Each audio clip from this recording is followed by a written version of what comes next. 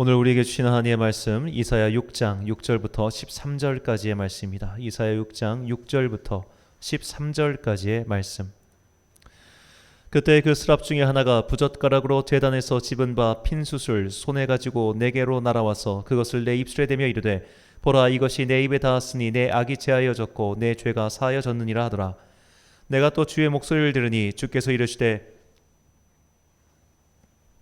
내가 누구를 보내며 누가 우리를 위하여 갈고 하시니 그때 내가 이르되 내가 여기 있나이다, 나를 보내소서 하였더니 여호와께서 이르시되 가서 이 백성에게 이르기를 너희가 듣기는 들어도 깨닫지 못할 것이요 보기는 보아도 알지 못하리라 하여 이 백성의 마음을 둔하게 하며 그들의 귀가 막히고 그들의 눈이 감기게 하라.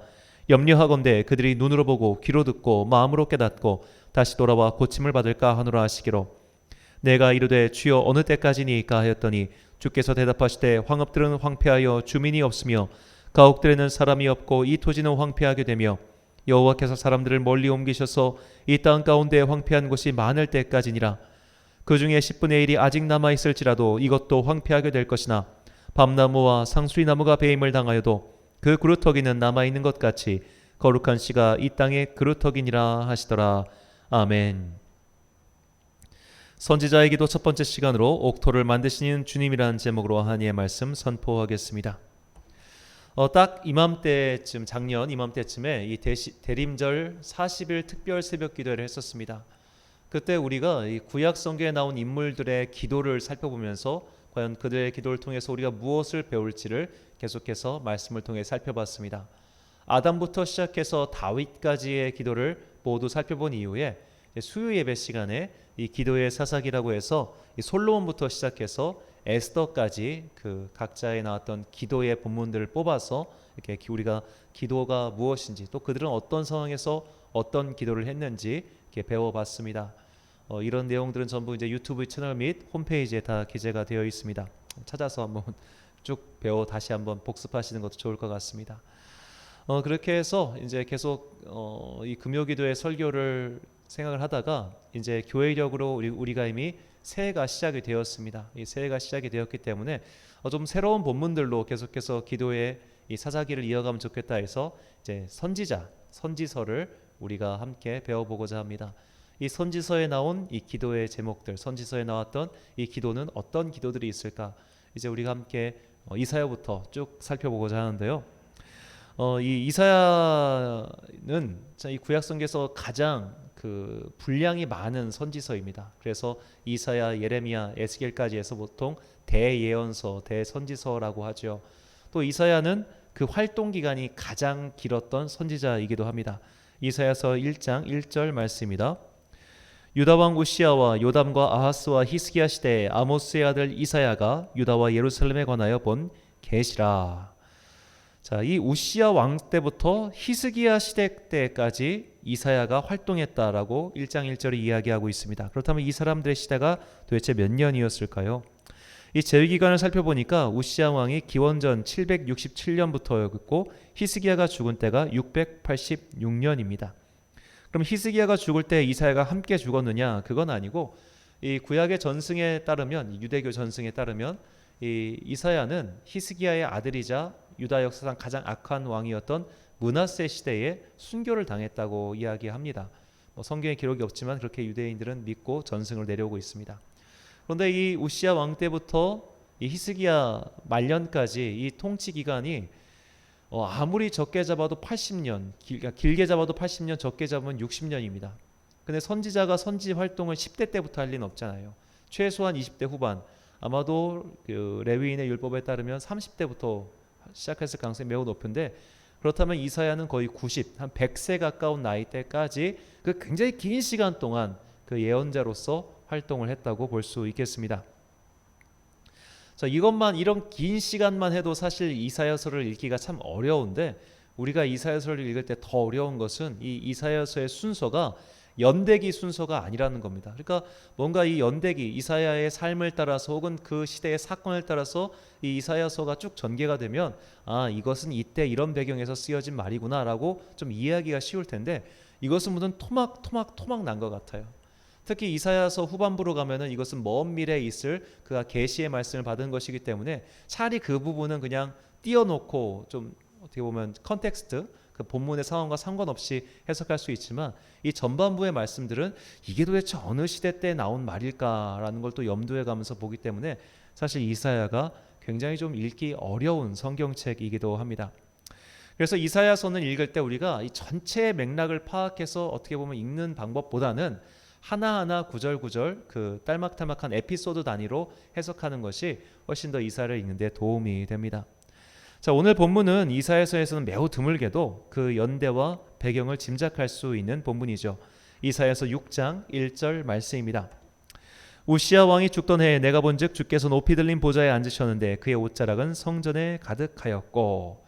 자, 우시야 왕이 죽던 해에 하나님께서 이사야에게 환상 중에 나타나셨습니다. 자, 우시야 왕이 죽던 해니까 이 우시야 왕이 도대체 어떤 사람이었는가, 우리가 이것을 알 때 이 말씀의 의미를 조금 더 잘 파악할 수 있겠죠. 우시야 왕은 그 남유다를 약 27년간 통치를 했습니다. 그의 후반부는 이제 나병이 걸렸기 때문에 일종의 공동 통치 기간, 섭정 기간이 있었던 것으로 볼 수 있고, 그 하여튼 20년 이상 나라를 통치했고 그 나름 잘 통치했어요. 자, 그의 아버지 아마시아 왕은 이 유다 왕가로서는 매우 드물게 반란이 일어나서 그가 죽임을 당하고 맙니다. 그리고 신하들이 그의 아들이었던 우시야를 왕위에 오르죠. 자, 우시야 왕은 다행히도 하나님 보실 때 그렇게 나쁜 짓을 초반에 하진 않았습니다. 나름 성실하게 잘 이행해가지고 하나님께서 복과 은혜를 주셔서 나라가 점점 부강해졌습니다. 이 나라가 부강해진다는 것은 결국 왕의 호주머니가 좀 든든해진다는 것을 의미하겠죠. 그렇게 해서 그가 호주머니가 든든해지자 우시야 왕이 한 일이 뭐였느냐? 역대하 26장 10절이 이렇게 이야기합니다. 또 광야에 망대를 세우고 물 웅덩이를 많이 파고 고원과 평지에 가축을 많이 길렀으며 또 여러 산과 좋은 밭에 농부와 포도원을 다스리는 자들 두었으니 농사를 좋아함이었더라. 자, 우시야가 농사를 좋아했다. 자, 이 말은 그가 농부 일을 하는 걸 좋아했다, 그런 것을 뜻하는 것이 당연히 아니죠. 그가 이 농사를 지어서 밭에서 나오는 소출물, 그런 것들을 좋아했다는 뜻입니다. 달리 말해 그는 부동산을 굉장히 사랑한 왕이었습니다. 그래서 좋은 땅이 나오면 사들였어요. 그리고 자기의 관리인들을 보내서 그 땅에서 경작하게 만들었고 그 수확물들을 자기가 아마도 여러 가지로 유통을 했겠죠. 뭐 왕이 샀으니까 그 양이 얼마나 많겠습니까? 자, 그렇게 그는 점점 개인적으로도 부자가 되었습니다. 이렇게 부자가 된 우시야 왕은 먼저 자신의 병사들부터 잘 무장을 시킵니다. 이 병력이, 군권이 강해야 왕권도 함께 강해지기 때문이겠죠. 지극히 상식적인 선택이었습니다. 그렇게 해서 점점 군권이 강해지고 군사력들이 강해지면서 나라가 부강해지자 이 우시야 왕이 교만해지기 시작했어요. 자, 그 이사야서를 보면 이렇게 우시야 왕처럼 끝없이 땅을 탐하고 땅을 사들여서 더 나는 부자가 되려고 하는 자들에 대해서 하나님께서 이렇게 말씀하십니다. 이사야서 5장 8절부터 10절까지의 말씀입니다. 가옥에 가옥을 이으며 전토에 전토를 더하여 빈틈이 없도록 하고 이 땅 가운데서 홀로 거주하려 하는 자들은 화 있을진저 만군의 여호와께서 내게 말씀하시되 정령이 허다한 가옥이 황폐하리니 크고 아름다울지라도 거주할 자가 없을 것이며 열을 가리 포도원에 겨우 포도주 한 바트가 나겠고 한 호멜의 종자를 뿌려도 간신히 한 에바가 나이라 하시더라. 자, 이 홀로 거주하려는 자들, 땅을 계속 사가지고 그 땅을 자기만 점점 더 많은 것을 차지해가지고 수만 평, 뭐 수천 평의 대지에 성 하나 짓고 나 혼자 살려고 하는 자들은 화가 있을 거라고 이사야를 통해서 하나님께서 말씀하시죠. 자, 결국 우시야 왕이 하고 있는 행위는 하나님 보실 때에 썩 아름다운 행위가 아니었을 뿐더러 결국에는 하나님께 벌을 받게 되는 행위가 되고 맙니다. 이런 우시야처럼 끝없는 욕심을 부리며 자신의 배 채우기에 급급한 자는 결국 하나님의 심판을 받게 되죠. 자, 우리가 꼭 기억해야 되는 것은 하나님께서 우리에게 부유함, 재물 혹은 기타 여러 가지 내가 남보다 조금 더 나은 것이 있다면 그것을 가지고 이웃을 도우라고 우리에게 그런 것들을 주신 겁니다. 자, 우리가 남다른 달란트가 있다면 심지어 내가 노력하는 재능이 있다 할지라도 그 재능조차도 주님께서 주신 것이기 때문에 이것은 일종의 불로소득이죠. 내가 소득 없이 누린 겁니다. 어떻게 보면 노력 없이 얻은 겁니다. 좋은 부모를 만나는 것도 내가 노력해서 얻은 게 아니잖아요.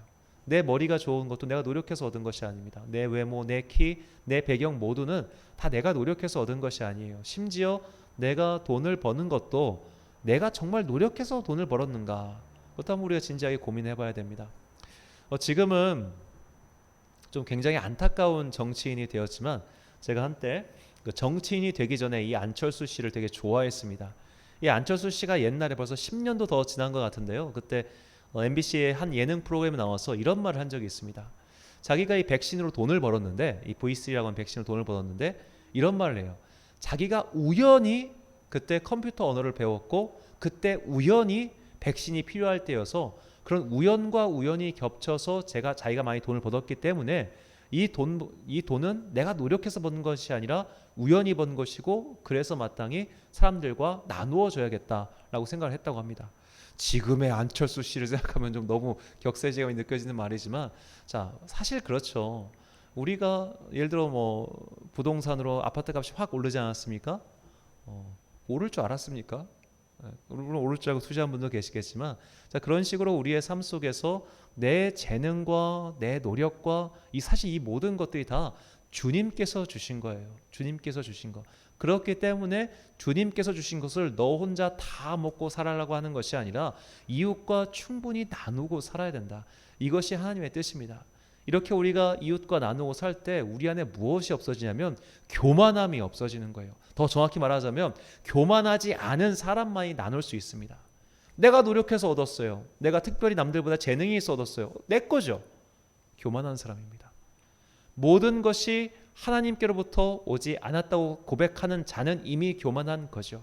말씀에 비춰봤을 때, 그러니까 이 교만이라고 하는 단어를 우리가 일상생활에서 쟤 교만해, 쟤 왜 이렇게 거만해, 이런 식의 교만이 아니에요. 하나님께서 있으셔야 할 자리에 하나님을 두지 않고 다른 것을 두는 모든 것은 다 사실 교만입니다. 하나님께서 주셨다고 고백하지 않고 내가 노력해서 벌었어, 내가 부지런해서 벌었어, 이게 교만이라는 거죠. 그렇기 때문에 모든 것이 주님께서 나에게 주셨다고 고백하는 사람은 응당 하나님의 말씀에 따라 내가 가진 것을 이웃과 나눠야 하는데, 이 우시야 왕은 그러지 않았어요. 그래서 하나님께서 결국 하나님께 벌을 받게 되죠. 역대하 26장 19절 말씀입니다. 우시야가 손으로 향로를 잡고 분향하려 하다가 화를 내니 그가 제사장에게 화를 낼 때 여호와의 전 안 향단 곁 제사장들 앞에서 그의 이마에 나병이 생긴지라. 자, 여기서 이 표면적인 이유는 우시야 왕이 교만해져서 이 제사장들이 드리는 예배를 내가 주관하겠다 해서 제사장의 권위를 침탈했기 때문에 그가 나병에 걸린 것입니다. 이것이 표면적인 이유라면 그가 제사장의 권위를 찬탈해 오기까지 그가 많은 부를 쌓고 그 부를 나누지 않음으로써 그가 교만해졌고, 이 교만이 쌓이고 쌓여서 결국 이런 결과를 낳은 것이죠. 그가 부유해지면서 강성해졌고 강성해지면서 교만해진 겁니다. 땅을 사들이니까 수익이 증가했고 그 증가한 수익으로 병사들을 무장시켰고 그래서 군사력이 강해지니 내가 모든 것을 다 할 수 있다고 착각하고 산 것이죠. 자, 이것이 우시야 시대의 모습이었습니다. 자, 왕이 이런 길을 가면 누구도 그 길을 갈까요? 신하들도 똑같이 따라합니다. 제일 높은 사람이 도둑놈이면 그 중간 관리자 당연히 도둑질을 하게 돼 있죠.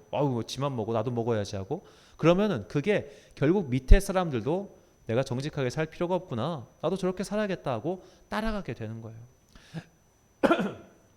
왜 우리나라가 이렇게 부동산 투기부터 시작해서 여러 가지 학력 그런 것들이 왜 소위 말해 화이트 칼라 범죄가 끊이지 않을까요? 다들 그렇게 한다고 생각하니까 끊어지지가 않는 거죠. 결국 윗물이 맑지 못하면 아랫물이 맑지 못한 것은 지극히 당연한 일입니다. 왕이 그 모양이니까 그게 점점 더 밑으로 흘러가서 백성들도 모두 똑같은 가치관 속에서 살고 있었던 것이죠. 자, 우리가 지금 이제 대통령 선거라고 하는 굉장히 중요한 시기를 보내고 있는데요. 사실 리더의 수준이 국민의 수준입니다. 그리고 또 바꿔 얘기하면 국민의 수준이 리더의 수준을 결정해요. 내 눈높이에 맞는 리더를 뽑지 내 이상을 초월하는 그런 사람들 뽑을 리는 없습니다. 그래서 요즘에 가끔 그런 생각도 듭니다. 세종대왕이 이 시대에 태어났으면 세종대왕 역할을 할 수 있었을까요? 아마 백성들이 싫어했을 것 같아요. 저 왕은 우리를 너무 귀찮게 한다고 말이죠. 자, 그런 식으로 백성이 지도자를 만들고 또한 지도자가 백성을 만듭니다. 이게 악화와 양화를 구축한다는 말이 딱 맞아떨어지죠. 임금이 욕망을 따라 살아가자 백성들도 욕망을 따라 살아갑니다.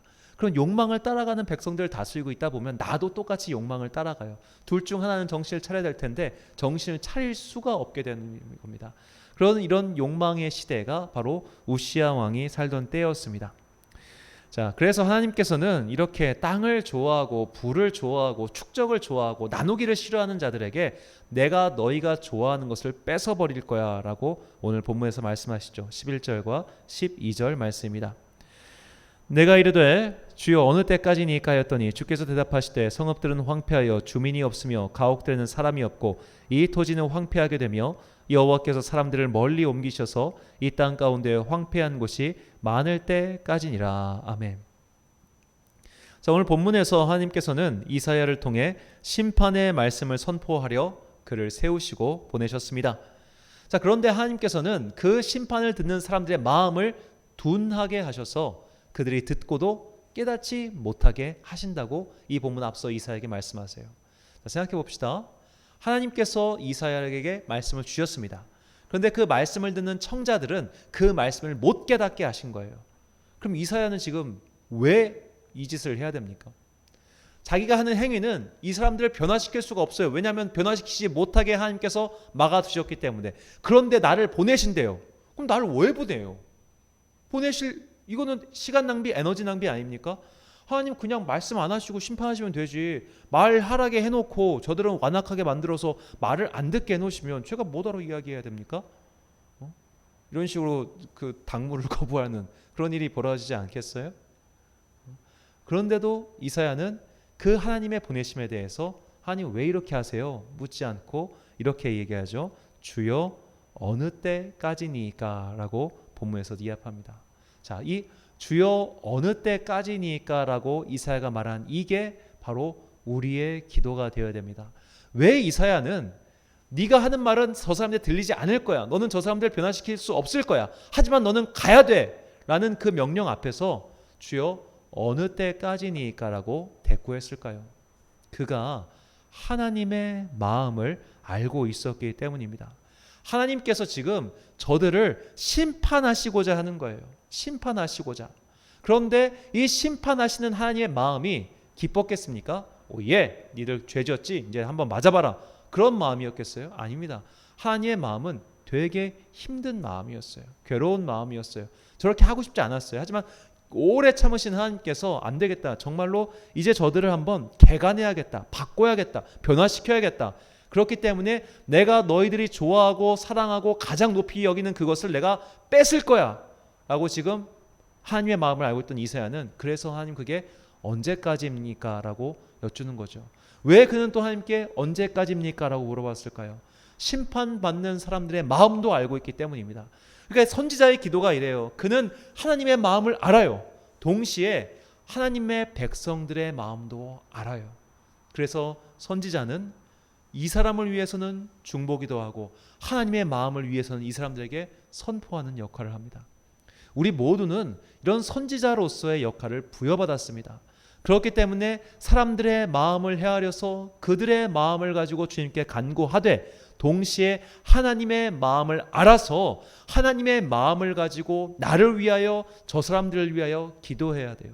하나님의 마음을 가지고 기도하면은 내가 좋아하는 이것, 내가 사랑하는 이것을 더 달라고 기도할 수가 없어요. 왜? 내가 사랑하는 그것으로 말미암아 그분과의 관계가 멀어지고 있기 때문에.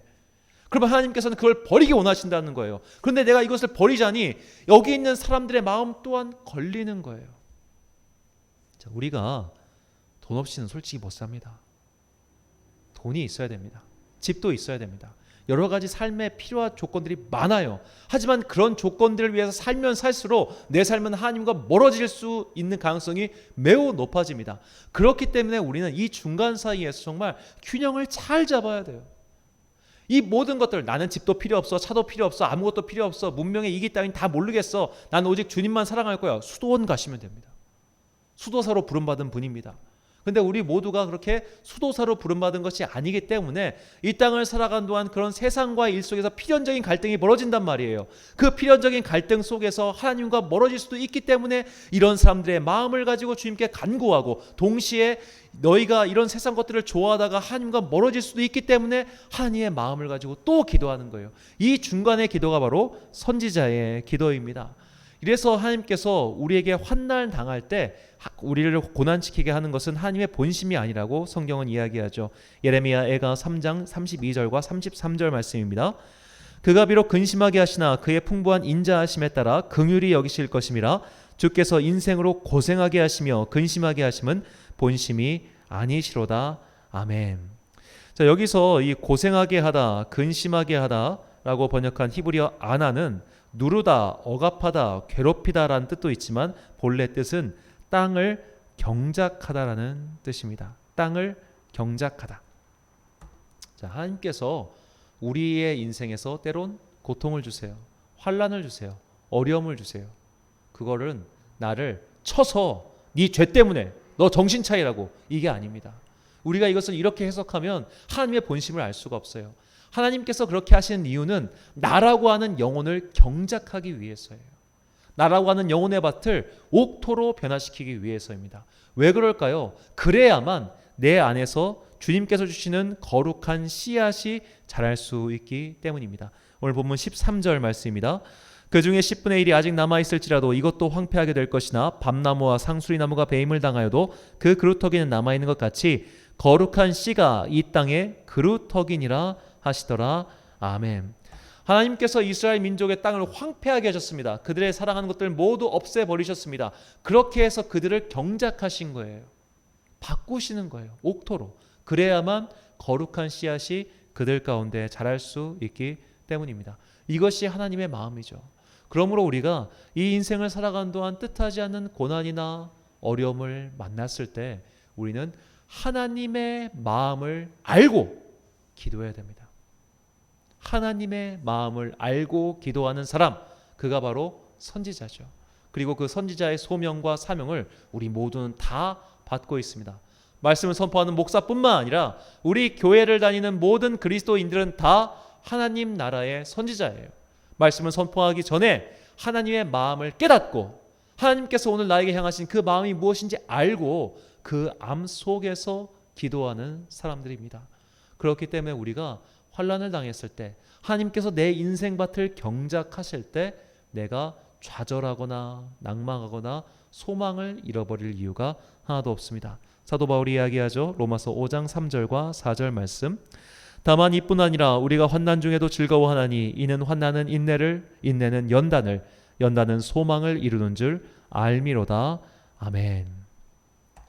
사랑하는 천안광성교회 성도 여러분, 우리가 거룩한 씨앗을 품고 있어야 우리는 하나님 나라의 일꾼이 될 수 있습니다. 이 거룩한 씨앗을 품고 있어야 주님의 자녀가 될 수 있습니다. 이 거룩한 씨앗을 주님께서 성령님을 통해서 우리에게 주시려고 하시는데 내 영혼밭이 아주 돌짝밭이면, 내 영혼밭이 피밭이면 어떻게 그 거룩한 씨가 그루터기가 될 수 있겠습니까?